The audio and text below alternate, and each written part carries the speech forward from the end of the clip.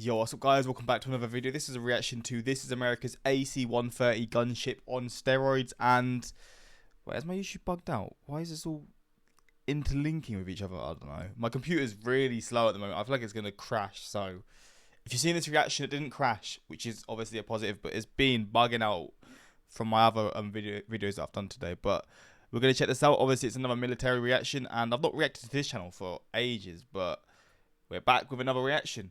And we're going to see how crazy this will be, because I'm assuming it's going to be just crazy to see like the things that this can do. But and I mean, the fact that this is on steroids, I mean, they're on steroids anyway. So yeah, this is going to be interesting to see, but hopefully going to enjoy. And yeah, let's check this out.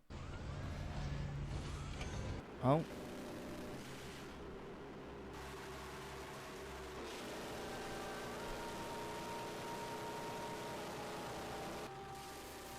This is America. This is the view from the inside. This is wild to see, man. How can you even engineer something that can do this? I mean, obviously it's a long time back that they managed to do it, but it's just wild. This lethal AC-130 gunship on steroids. Oh, mad.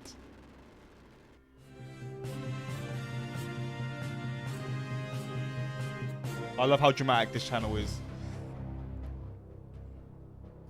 So dramatic, the historic, man. lethal, and combat-tested AC-130 gunship, known for attacking ISIS, and gunship, known for attacking ISIS. It's like a firework display. The historic, lethal, and combat-tested AC-130 gunship, known for attacking ISIS and Taliban fighters during close air support high-risk combat missions, is getting a massive technological upgrade with newer weapons and avionics to increase the effectiveness of the attack platform and extend its service life into future decades, service officials said. I guess it's night vision, I'm assuming. AC-130 gunship work involves upgrading the plane with weapons, targeting systems, and sensor packages, Colonel Robert Toth, Chief of Tactical Aircraft, Special Operations, and Combat Search and Rescue Division, told Scout Warrior in an interview. Early variants of the AC-130 gunship first entered combat in the late 1960s during the Vietnam War. Later variants served in the Gulf War, War on Terror, and War in Afghanistan, among other missions. The gunships, operated by both the Air Force and Special Operations Command, are often used to support special operations fighters on the ground engaged in combat.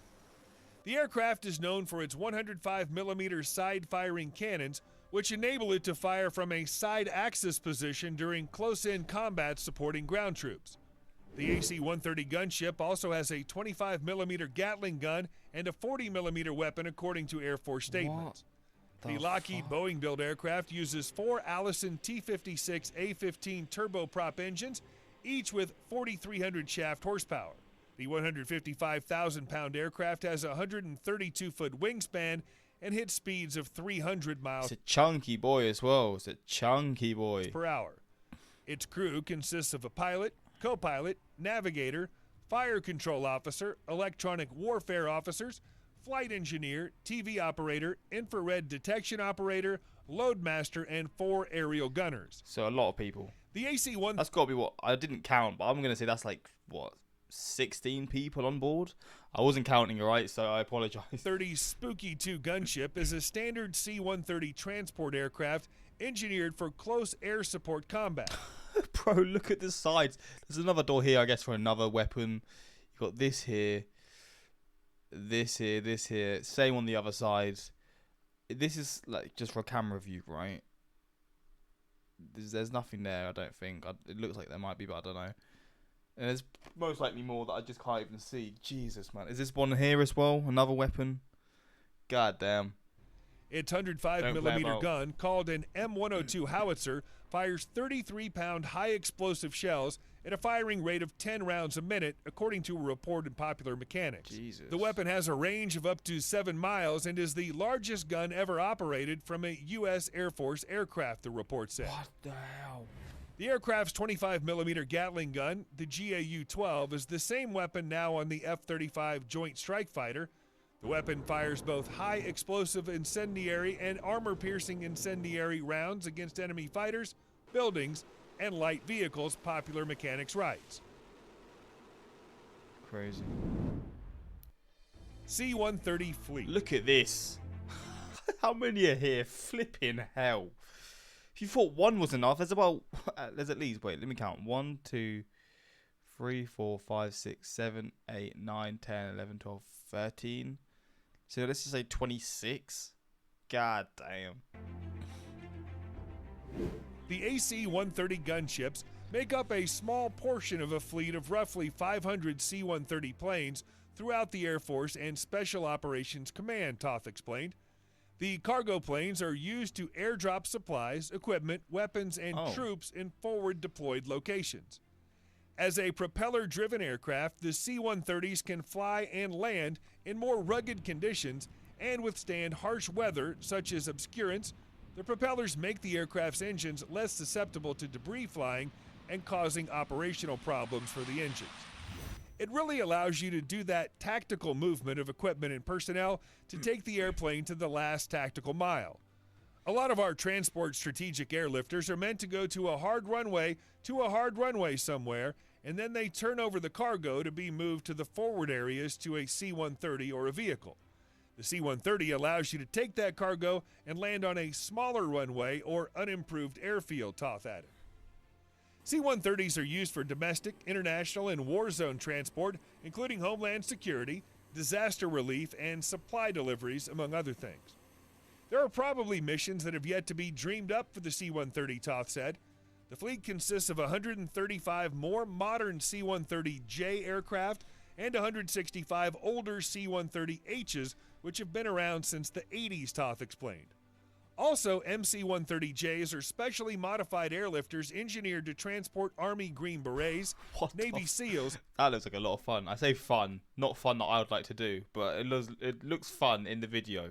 Specially modified airlifters engineered to transport Army Green Berets, Navy SEALs, and Army Rangers. They are essentially a C-130J further modified with defensive systems, with radar countermeasures and infrared radar and advanced sensors for specialized missions. They can also perform in-flight refueling, Toth explained. Can do a whole lot then.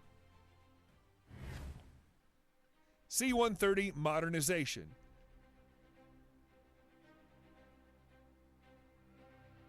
The Air Force remains vigilant about its C-130 fleet to ensure the airframes, wing boxes, avionics, and communication systems remain safe and operational.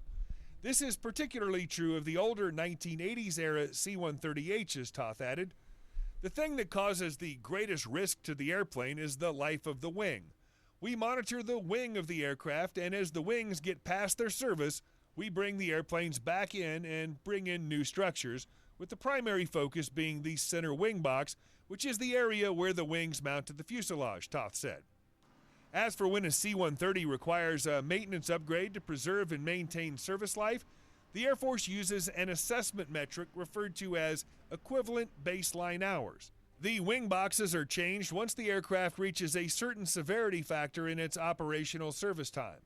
This is necessary because the wear and tear or impact of missions upon an airplane can vary greatly depending upon a range of factors, such as the altitude at which a plane is flying, Toth said. Low-level flight may be 3 to 4 times the severity factor of flying at a higher level, he said. Is that because the air? I guess the air when you're higher up is less vicious? Wait, let me hear that again. Such as the altitude at which a plane is flying, Toth said. Low-level flight may be 3 to 4 times the severity factor of flying at a higher level, he said. Okay. Avionics modernization program Increment 1 involves adding new 8.33 radios to the aircraft to improve communication, along with initiatives to upgrade cockpit voice recorders and digital data recorders. C-130s will also receive new collision avoidance technology designed to prevent the planes from hitting terrain or colliding with one another midair. AMP Inc. 2 involves a larger scale effort to integrate digital avionics throughout the airplane.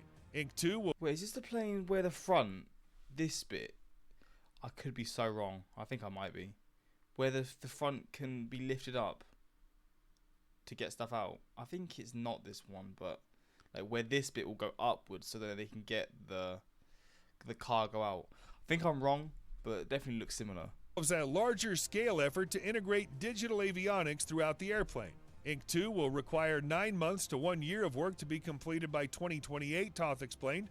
This will allow us to bring the airplane from analog to digital, integrate a glass cockpit, and use touchscreen displays.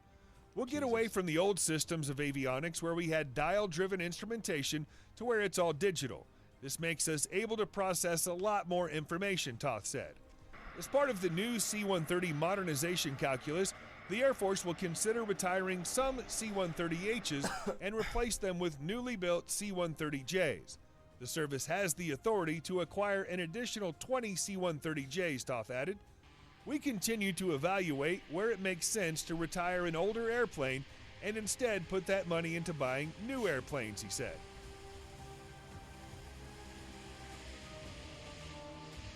Taking off. Yep.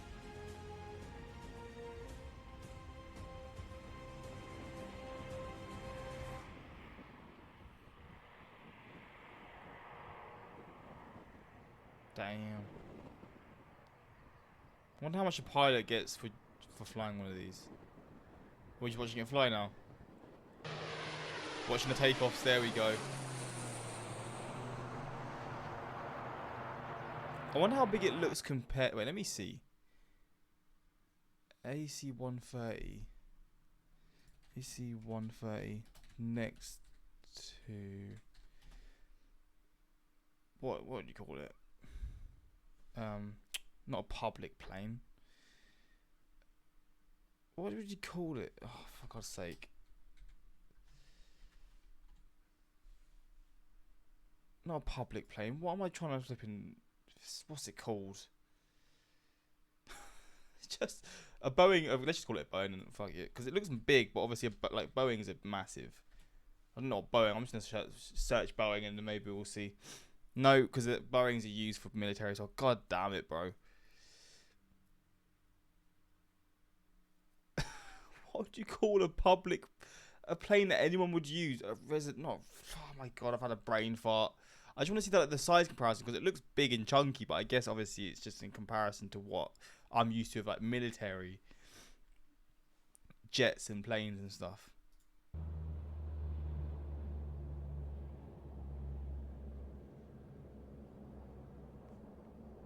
It's cool as hell though, I'm not gonna lie. I wonder how often like you'll see these fly above you in like the UK, because obviously you have US air bases in the UK. Well, there we go. I didn't get to the bottom of what I was trying to say, what I was trying to search, but they're badass for sure. And this is 3 years ago as well, so I assume there's a lot like now with like sort of the additional advancements. We're way further ahead with what they can do now. But okay, seriously, the gun crew working the howitzer on a plane is just the modern version of a cannon crew. That's what I was thinking. It looks so similar to, like, I was gonna say it's like a ship from years and hundreds of years ago in the air, because it looks so similar. That was literally what I was thinking. If it's not broke. I wonder the injuries you can get, right? Because obviously you've got to be synchronized and you've got to know when you've got to do what you've got to do. But say you're putting the missile in, someone presses the wrong button. Obviously they're trained for it, so I assume it doesn't happen. But things go wrong, right? And obviously you see the recoil, what goes backwards and then it goes forwards. That hits your hand or your arm. You're done, I guess. I mean, you're out the job, and that's probably the least of your worries. But yeah, I don't know if it's ever actually happened. But hopefully enjoy this reaction. This is a crazy ass plane, and yeah, the advancements are most likely there from when this video was made. But hopefully enjoyed. Let me know what you want to see next, and until next time, I subscribe and peace.